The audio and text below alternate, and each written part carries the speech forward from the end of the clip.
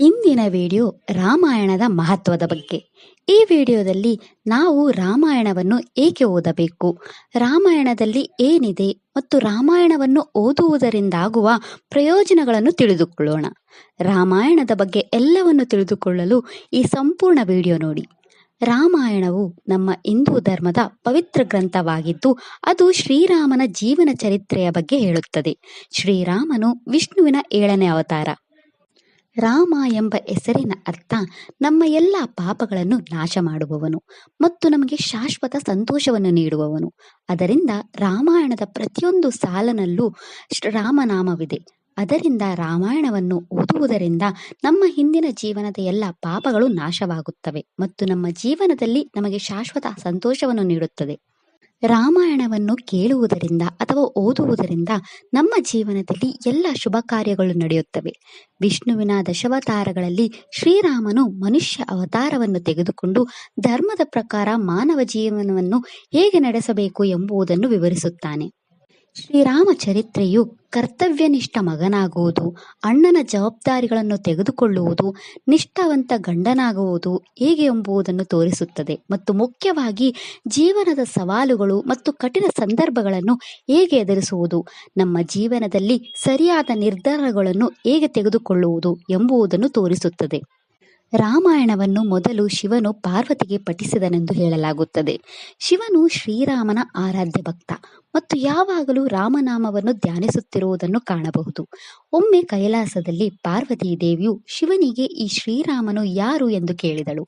ನಂತರ ಶಿವನು ಪಾರ್ವತಿಗೆ ಸಂಪೂರ್ಣ ರಾಮಚರಿತ್ರೆಯನ್ನು ವಿವರಿಸಿದನು. ಶಿವನ ರಾಮಾಯಣವು ಕೋಟ್ಯಾಂತರ ಸರ್ಗಗಳನ್ನು ಹೊಂದಿದೆ ಮತ್ತು ಭೂಲೋಕ ಜನಕ್ಕೆ ಅದನ್ನು ಓದುವುದು ತುಂಬಾ ಕಷ್ಟಕರವಾಗಿದೆ ಎಂದು ಹೇಳಲಾಗುತ್ತದೆ. ಅದರಿಂದ ಋಷಿ ವಾಲ್ಮೀಕಿ ರಾಮಾಯಣದ ಸರಳ ಆವೃತ್ತಿಯನ್ನು ಬರೆದರು. ಇದರಿಂದ ಎಲ್ಲರೂ ರಾಮಚರಿತ್ರೆಯನ್ನು ಅರ್ಥ ಮಾಡಿಕೊಳ್ಳಬಹುದು. ವಾಲ್ಮೀಕಿ ರಾಮಾಯಣ, ರಾಮಚರಿತ್ರ ಮಾನಸ, ಕಂಬ ರಾಮಾಯಣ, ಜೈನ ರಾಮಾಯಣ ಮುಂತಾದ ರಾಮಾಯಣದ ವಿಭಿನ್ನ ಆವೃತ್ತಿಗಳಿವೆ. ಅವುಗಳಲ್ಲಿ ವಾಲ್ಮೀಕಿ ರಾಮಾಯಣವನ್ನು ಅತ್ಯಂತ ಶ್ರೇಷ್ಠವೆಂದು ಪರಿಗಣಿಸಲಾಗಿದೆ. ವಾಲ್ಮೀಕಿ ರಾಮಾಯಣದಲ್ಲಿ 500 ಸರ್ಗಗಳಿವೆ. ರಾಮಾಯಣದಲ್ಲಿ ಒಟ್ಟು 7 ಖಂಡಗಳಿವೆ ಮತ್ತು ರಾಮಾಯಣದ ಪ್ರತಿಯೊಂದು ಖಂಡವು ರಾಮನ ಜೀವನದ ವಿವಿಧ ಹಂತಗಳನ್ನು ವಿವರಿಸುತ್ತದೆ. ರಾಮಾಯಣದ ಮೊದಲ ಕಾಂಡ ಬಾಲಕಾಂಡವಾಗಿದ್ದು, ಇದು ಮುಖ್ಯವಾಗಿ ಶ್ರೀರಾಮನ ಬಾಲ್ಯದ ಲೀಲೆಗಳು ಮತ್ತು ಶ್ರೀರಾಮ ಮತ್ತು ಅವರ ಸಹೋದರರ ಜನನ, ಅವರ ಗುರುಕುಲ ಶಿಕ್ಷಣ ಮತ್ತು ಗುರು ಋಷಿ ವಶಿಷ್ಠ ಮತ್ತು ಋಷಿ ವಿಶ್ವಾಮಿತ್ರರ ಅಡಿಯಲ್ಲಿ ಅಸ್ತ್ರ ತರಬೇತಿ ಸೇರಿದಂತೆ ಈ ಬಾಲಕಾಂಡವು ಸೀತಾ ರಾಮಚಂದ್ರರ ಕಲ್ಯಾಣದೊಂದಿಗೆ ಮುಕ್ತಾಯಗೊಳ್ಳುತ್ತದೆ.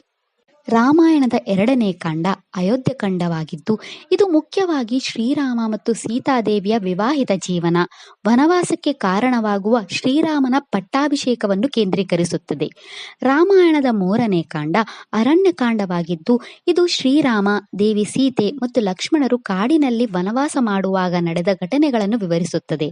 ಇದರಲ್ಲಿ ವಿವಿಧ ಋಷಿಗಳೊಂದಿಗಿನ ಅವರ ಭೇಟಿಯೂ ಸೇರಿದೆ.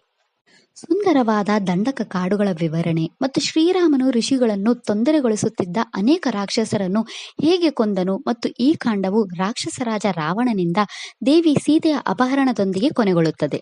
ರಾಮಾಯಣದ 4ನೇ ಕಾಂಡ ಕಿಷ್ಕಿಂಧ ಕಾಂಡವಾಗಿದ್ದು, ಶ್ರೀರಾಮನು ಸೀತೆಯನ್ನು ಹುಡುಕುತ್ತಾ ಕಿಷ್ಕಿಂಧೆಗೆ ಆಗಮಿಸಿದ ಘಟನೆಗಳನ್ನು ವಿವರಿಸುತ್ತದೆ. ಇದರಲ್ಲಿ ರಾಮನು ಹನುಮಂತ, ಸುಗ್ರೀವನೊಂದಿಗಿನ ಭೇಟಿ ಮತ್ತು ವಾಲಿಯ ವಧೆ ಮತ್ತು ರಾವಣನ ವಿರುದ್ಧದ ಯುದ್ಧಕ್ಕೆ ಅವರ ಸಿದ್ಧತೆಗಳ ಬಗ್ಗೆ ಸೇರಿದೆ. ರಾಮಾಯಣದ ಹೃದಯ ಭಾಗವೆಂದು ಹೇಳಲಾಗುವ ರಾಮಾಯಣದ 5ನೇ ಕಾಂಡ ಸುಂದರಕಾಂಡ. ಈ ಕಾಂಡವು ಹನುಮಂತನ ಎಲ್ಲಾ ಪರಾಕ್ರಮಗಳು, ಲಂಕೆಗೆ ಅವನ ಪ್ರಯಾಣ, ದೇವಿ ಸೀತೆಯೊಂದಿಗಿನ ಅವರ ಭೇಟಿ ಮತ್ತು ರಾವಣನ ನಗರ ಮತ್ತು ಅವನ ರಾಕ್ಷಸರ ವಿವರಣೆಯ ಮೇಲೆ ಕೇಂದ್ರೀಕರಿಸುತ್ತದೆ.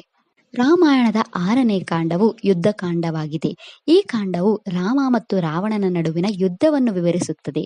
ಇದು ಲಂಕದ ನಾಶ ಮತ್ತು ರಾಮನ ವಿಜಯಕ್ಕೆ ಕಾರಣವಾಗುತ್ತದೆ. ರಾಮಾಯಣದ 7ನೇ ಮತ್ತು ಕೊನೆಯ ಕಾಂಡ ಉತ್ತರಕಾಂಡ. ಈ ಕಾಂಡವು ಲಂಕಾ ಯುದ್ಧದ ನಂತರ ಘಟನೆಗಳನ್ನು ವಿವರಿಸುತ್ತದೆ. ಇದರಲ್ಲಿ ಸೀತಾರಾಮರು ಅಯೋಧ್ಯೆಗೆ ಮರಳುವುದು, ಲವ ಮತ್ತು ಕುಶರ ಜನನ, ಸೀತಾದೇವಿ ಭೂಮಿಗೆ ಪ್ರವೇಶಿಸುವುದು ಮತ್ತು ಅಂತಿಮವಾಗಿ ರಾಮನ ಅವತಾರ ಭೂಮಿಯಿಂದ ನಿರ್ಗಮಿಸುವುದು ಸೇರಿವೆ. ಇದು ರಾಮಾಯಣದ 7 ಖಂಡಗಳ ಬಗ್ಗೆ. ನಮ್ಮ ಜೀವನದಲ್ಲಿ ಕೌಟುಂಬಿಕ ಸಮಸ್ಯೆಗಳು, ಆರ್ಥಿಕ ಸಮಸ್ಯೆಗಳು, ಮಕ್ಕಳನ್ನು ಹೊಂದಲು ಸಾಧ್ಯವಾಗದಿರುವುದು, ಉದ್ಯೋಗ ಸಮಸ್ಯೆಗಳು, ಮದುವೆಯಲ್ಲಿ ವಿಳಂಬದಂತಹ ವಿವಾಹ ಸಮಸ್ಯೆಗಳು, ಗಂಡ ಮತ್ತು ಹೆಂಡತಿಯ ನಡುವಿನ ತಪ್ಪು ತಿಳುವಳಿಕೆ ರಾಮಾಯಣವನ್ನು ಓದುವುದರಿಂದ ಅಥವಾ ಕೇಳುವುದರಿಂದ ಮಾತ್ರ ಪರಿಹರಿಸಬಹುದು. ಆತಂಕ, ಖಿನ್ನತೆ, ಜೀವನದಲ್ಲಿ ಆತ್ಮವಿಶ್ವಾಸ ಕಡಿಮೆಯಾಗುವುದು, ಗಮನ ಹರಿಸಲು ಸಾಧ್ಯವಾಗದಿರುವುದು, ಜೀವನದಲ್ಲಿ ಎಲ್ಲ ಭರವಸೆಗಳನ್ನು ಕಳೆದುಕೊಳ್ಳುವುದು, ಈ ರೀತಿಯ ವಿವಿಧ ಆರೋಗ್ಯ ಸಮಸ್ಯೆಗಳನ್ನು ಎದುರಿಸುವುದು ಮುಂತಾದ ಮಾನಸಿಕ ಸಮಸ್ಯೆಗಳನ್ನು ರಾಮಾಯಣವನ್ನು ಓದುವುದರಿಂದ ಅಥವಾ ಕೇಳುವುದರಿಂದ ಪರಿಹರಿಸಬಹುದು.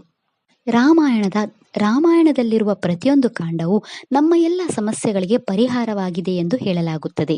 ಬ್ರಹ್ಮ ಸಂಹಿತೆಯ ಪ್ರಕಾರ ಶಿವನು ಪಾರ್ವತೀ ದೇವಿಗೆ ರಾಮಾಯಣದ ಪ್ರತಿಯೊಂದು ಸರ್ಗವನ್ನು ಓದುವವರು ತಮ್ಮ ಎಲ್ಲ ಸಮಸ್ಯೆಗಳಿಂದ ಮುಕ್ತರಾಗುತ್ತಾರೆ ಮತ್ತು ಅವರ ಜೀವನದಲ್ಲಿ ಶಾಶ್ವತ ಆನಂದವನ್ನು ಪಡೆಯುತ್ತಾರೆ ಎಂದು ಹೇಳುತ್ತಾನೆ. ರಾಮಾಯಣದಲ್ಲಿರುವ ಪ್ರತಿಯೊಂದು ಕಾಂಡ ಮತ್ತು ಪ್ರತಿಯೊಂದು ಸರ್ಗವು ನಮ್ಮ ಎಲ್ಲ ಸಮಸ್ಯೆಗಳಿಗೆ ಪರಿಹಾರವಾಗಿದೆ. ರಾಮಾಯಣ ಶ್ಲೋಕಗಳನ್ನು ಓದುವುದು ಅಥವಾ ಪಠಿಸುವುದು ಅಥವಾ ಕೇಳುವುದರಿಂದ ನಮ್ಮ ಜೀವನದಲ್ಲಿ ತುಂಬ ಪ್ರಯೋಜನಕಾರಿ. ಮದುವೆಯಾದ ನಂತರ ಪ್ರತಿಯೊಬ್ಬ ನವವಿವಾಹಿತ ದಂಪತಿಗಳ ಏಕೈಕ ಆಸೆ ಪೋಷಕರಾಗುವುದು, ತಮ್ಮದೇ ಆದ ಮಕ್ಕಳನ್ನು ಪಡೆಯುವುದು. ಮಕ್ಕಳನ್ನು ಹೊಂದಲು ಕಷ್ಟಪಡುತ್ತಿರುವ ಅಥವಾ ಸ್ವಾಭಾವಿಕವಾಗಿ ಗರ್ಭಧರಿಸಲು ಸಾಧ್ಯವಾಗದ ದಂಪತಿಗಳು, ನಿರಂತರ ಗರ್ಭಪಾತಗಳನ್ನು ಎದುರಿಸುತ್ತಿರುವ ದಂಪತಿಗಳು ರಾಮಾಯಣದ ಬಾಲಕಾಂಡವನ್ನು ಓದಬೇಕು. ಅದರಲ್ಲಿ ದಶರಥನು ಪುತ್ರಕಾಮೇಷ್ಟಿ ಯಾಗವನ್ನು ಮಾಡುತ್ತಿದ್ದ ಬಗ್ಗೆ ಹೇಳಲಾಗಿದೆ. ಈ ಪುತ್ರಕಾಮೇಷ್ಟಿ ಯಾಗದ ಸರ್ಗವನ್ನು ಓದಬೇಕು. ರಾಮಾಯಣದ ಆ ಸರ್ಗವನ್ನು ಓದುವುದು ಅಥವಾ ಆ ಸರ್ಗಗಳನ್ನು ಕೇಳುವುದು ದಂಪತಿಗಳು ತಮ್ಮ ಸ್ವಂತ ಮಕ್ಕಳನ್ನು ಪಡೆಯಲು ಸಹಾಯ ಮಾಡುತ್ತದೆ. ಆದರೆ ಈ ಸರ್ಗಗಳನ್ನು ಗಂಡ ಮತ್ತು ಹೆಂಡತಿ ಇಬ್ಬರು ಪಠಿಸಬೇಕು ಎಂಬುದನ್ನು ನೆನಪಿಡಿ. ಬಾಲಕಾಂಡದ ಈ ಸರ್ಗವನ್ನು ಯಾವುದೇ ತೊಂದರೆಗಳಿಲ್ಲದೆ ಸಂತೋಷ ಮತ್ತು ಆರೋಗ್ಯಕರ ಮಕ್ಕಳನ್ನು ಹೊಂದಲು ಬಯಸುವ ಗರ್ಭಿಣಿಯರು ಸಹ ಓದಬಹುದು. ನಮ್ಮ ಹಿಂದೂ ಧರ್ಮಶಾಸ್ತ್ರಗಳ ಪ್ರಕಾರ ನಮ್ಮ ದೇಹದ ಪ್ರತಿಯೊಂದು ಅಂಗವನ್ನು ವಿಭಿನ್ನ ದೇವತೆಗಳು ನೋಡಿಕೊಳ್ಳುತ್ತಾರೆ ಮತ್ತು ಅವುಗಳ ಶಕ್ತಿಯನ್ನು ನಮ್ಮ ಸಂಸ್ಕೃತ ಮಂತ್ರಗಳಲ್ಲಿ ಮರೆಮಾಡಲಾಗಿದೆ ಮತ್ತು ನಾವು ಆ ಸಂಸ್ಕೃತ ಶ್ಲೋಕಗಳನ್ನು ಓದಿದಾಗ ಅವು ಸಕ್ರಿಯಗೊಳ್ಳುತ್ತವೆ ಮತ್ತು ಕೆಲಸ ಮಾಡಲು ಪ್ರಾರಂಭಿಸುತ್ತವೆ. ನಮ್ಮ ಋಷಿಮುನಿಗಳು ಈ ಸಂಸ್ಕೃತ ಶ್ಲೋಕಗಳಲ್ಲಿ ಆ ಶಕ್ತಿ ಬೀಜ ಅಕ್ಷರಗಳನ್ನು ಮರೆಮಾಡಿದ್ದಾರೆ. ಈ ಶಕ್ತಿಶಾಲಿ ಸಂಸ್ಕೃತ ಶ್ಲೋಕಗಳನ್ನು ಓದುವುದರಿಂದ ನಮ್ಮ ಇಂದಿನ ಜನ್ಮದ ಎಲ್ಲ ಪಾಪಕರ್ಮಗಳನ್ನು ನಾಶ ಮಾಡುವ ಶಕ್ತಿ ಇರುತ್ತದೆ. ಅದು ನಮ್ಮ ಮಾರ್ಗವನ್ನು ಸ್ಪಷ್ಟಪಡಿಸುತ್ತದೆ. ಪ್ರತಿಯೊಂದು ಮನೆಯಲ್ಲಿಯೂ ಯಾರಾದರೂ ಅವಿವಾಹಿತ ಹುಡುಗ ಅಥವಾ ಹುಡುಗಿ ಇರುತ್ತಾರೆ. ಕೆಲವು ಸಂದರ್ಭಗಳಲ್ಲಿ ಅವರಿಗೆ ಸರಿಯಾದ ಹೊಂದಾಣಿಕೆ ವರನನ್ನು ಕಂಡುಹಿಡಿಯುವುದು ಕಷ್ಟಕರವಾಗಿರುತ್ತದೆ ಅಥವಾ ಅವರ ಮದುವೆಯಲ್ಲಿ ವಿಳಂಬವನ್ನು ಎದುರಿಸುತ್ತಿರುತ್ತಾರೆ. ಉತ್ತಮ ವೈವಾಹಿಕ ಜೀವನವನ್ನು ಹೊಂದಿರದ, ಯಾವಾಗಲೂ ಜಗಳ ಮಾಡುವ ದಂಪತಿಗಳು, ಯಾವಾಗಲೂ ತಪ್ಪು ತಿಳುವಳಿಕೆಯನ್ನು ಎದುರಿಸುವ ದಂಪತಿಗಳು, ತಮ್ಮ ಜೀವನದಲ್ಲಿ ಪ್ರೀತಿ ಅಥವಾ ತಿಳುವಳಿಕೆ ಇಲ್ಲದ ಅಥವಾ ತಮ್ಮ ವೈವಾಹಿಕ ಜೀವನದಲ್ಲಿ ಅತೃಪ್ತರಾಗಿರುವ ದಂಪತಿಗಳು ಅಥವಾ ಮದುವೆಗೆ ಸಂಬಂಧಿಸಿದ ಯಾವುದೇ ಸಮಸ್ಯೆಗಳನ್ನು ಎದುರಿಸುತ್ತಿರುವ ಜನರು ರಾಮಾಯಣದ ಬಾಲಕಾಂಡದ ಸೀತಾ ಕಲ್ಯಾಣ ಸರ್ಗವನ್ನು ಓದಬೇಕು. ಉತ್ತಮ ವೈವಾಹಿಕ ಜೀವನಕ್ಕಾಗಿ ದಂಪತಿಗಳು ಅರಣ್ಯಕಾಂಡವನ್ನು ಓದಬೇಕು.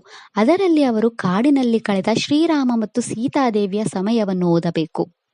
ಉತ್ತಮ ಉದ್ಯೋಗ ಪಡೆಯಲು ಕಷ್ಟಪಡುತ್ತಿರುವವರು ಅಥವಾ ತಮ್ಮ ಉದ್ಯೋಗದಲ್ಲಿ ಸ್ಥಿರತೆ ಇಲ್ಲದಿರುವವರು, ಸರಿಯಾದ ಪ್ರತಿಫಲ ಅಥವಾ ಪ್ರಮೋಷನ್ ಸಿಗದಿರುವವರು, ಕಾನೂನು ಸಮಸ್ಯೆಗಳಂತಹ ನ್ಯಾಯಾಲಯದ ಪ್ರಕರಣದ ಸಮಸ್ಯೆಗಳಿಂದ ಬಳಲುತ್ತಿರುವವರು, ಕುಟುಂಬದಲ್ಲಿ ಆಸ್ತಿ ಸಂಬಂಧಿತ ಸಮಸ್ಯೆಗಳು ಅಥವಾ ಆಸ್ತಿ ಹಂಚಿಕೆ ಸಮಸ್ಯೆಗಳಿಂದ ಬಳಲುತ್ತಿರುವವರು, ವೈವಾಹಿಕ ಜೀವನ ಚೆನ್ನಾಗಿ ನಡೆಯುತ್ತಿಲ್ಲದವರು, ಗಂಡ ಮತ್ತು ಹೆಂಡತಿಯ ನಡುವೆ ಯಾವಾಗಲೂ ತಪ್ಪು ತಿಳುವಳಿಕೆ ಹೊಂದಿರುವುದು ಅಥವಾ ಗಂಡ ಹೆಂಡತಿಯ ಮಾತನ್ನು ಕೇಳದಿರುವುದು ಅಥವಾ ಗಂಡ ತಪ್ಪು ಸಂಬಂಧ ಅಥವಾ ತಪ್ಪು ಮಾರ್ಗದಲ್ಲಿ ಇರುವುದು ರಾಮಾಯಣದ ಅಯೋಧ್ಯ ಕಾಂಡವನ್ನು ಓದಬೇಕು. ವಿಶೇಷವಾಗಿ ವಿಭೀಷಣ ಶರಣಾಗತಿ ಸರ್ಗವನ್ನು ಓದಬೇಕು. ಈ ಸರ್ಗದಲ್ಲಿ ವಿಭೀಷಣನು ಲಂಕೆಯನ್ನು ತೊರೆದು ರಾಮನಿಗೆ ಶರಣಾಗುತ್ತಿದ್ದಾನೆ. ಈ ಸರ್ಗದಲ್ಲಿ ರಾಕ್ಷಸ ರಾಜ ರಾವಣನ ಸಹೋದರ ವಿಭೀಷಣನು ನಾನು ನಿನ್ನ ಆಶ್ರಯದಲ್ಲಿದ್ದೇನೆ, ದಯವಿಟ್ಟು ಎಲ್ಲವನ್ನು ನೋಡಿಕೊಳ್ಳಿ ಎಂದು ರಾಮನಿಗೆ ಶರಣಾದನು. ಶ್ರೀರಾಮನು ಅವನನ್ನು ಸಮಾಧಾನಪಡಿಸಿ ರಾವಣನನ್ನು ಕೊಂದು ಲಂಕೆಯ ರಾಜನನ್ನಾಗಿ ಮಾಡುತ್ತೇನೆ ಎಂದು ಘೋಷಿಸಿದನು. ಈ ಸರ್ಗವು ನಮಗೆ ಹೇಳುವುದೇನೆಂದರೆ, ವಿಭೀಷಣನಂತೆಯೇ ನಾವು ನಮ್ಮ ಎಲ್ಲ ಸಮಸ್ಯೆಗಳನ್ನು ಶ್ರೀರಾಮನ ಪಾದಗಳಿಗೆ ಒಪ್ಪಿಸಿದಾಗ ರಾಮನು ಎಲ್ಲವನ್ನು ನೋಡಿಕೊಳ್ಳುತ್ತಾನೆ ಮತ್ತು ನಮಗೆ ಸರಿಯಾದ ನಿರ್ದೇಶನ, ಮಾರ್ಗದರ್ಶನ ಮತ್ತು ನಮ್ಮ ಜೀವನದಲ್ಲಿ ಉತ್ತಮ ಸ್ಥಾನವನ್ನು ನೀಡುತ್ತಾನೆ. ಇತ್ತೀಚಿನ ದಿನಗಳಲ್ಲಿ ಯುವ ಜನರು, ಮಕ್ಕಳು ತಪ್ಪು ದಿಕ್ಕಿನಲ್ಲಿ ಹೋಗುತ್ತಿದ್ದಾರೆ. ಯುವಕರು ಯುವಕರು ತಪ್ಪು ಸ್ನೇಹಿತರ ಸಹವಾಸವನ್ನು ಆರಿಸಿಕೊಳ್ಳುತ್ತಿದ್ದಾರೆ ಮತ್ತು ಅವರು ಧೂಮಪಾನ, ಮದ್ಯಪಾನ ಮತ್ತು ಪ್ರೇಮ ಸಂಬಂಧಗಳಂತಹ ತಪ್ಪು ಅಭ್ಯಾಸಗಳಲ್ಲಿ ತೊಡಗುತ್ತಿದ್ದಾರೆ. ಪೋಷಕರು ತಮ್ಮ ಮಕ್ಕಳು ತಮ್ಮ ಮಾತನ್ನು ಕೇಳುತ್ತಿಲ್ಲ ಅಥವಾ ಅವರು ತಪ್ಪು ದಿಕ್ಕಿನಲ್ಲಿ ಹೋಗುತ್ತಿದ್ದಾರೆ ಎಂಬ ಸಮಸ್ಯೆಗಳಿಂದ ಬಳಲುತ್ತಿದ್ದಾರೆ. ಶ್ರೀರಾಮನ ಗುಣಗಳನ್ನು ಉಲ್ಲೇಖಿಸಿರುವ ಅಯೋಧ್ಯಕಾಂಡದ ಮೊದಲ 2 ಸರ್ಗಗಳನ್ನು ನಿಮ್ಮ ಮಕ್ಕಳಿಗೆ ಓದಲು ಹೇಳಿ.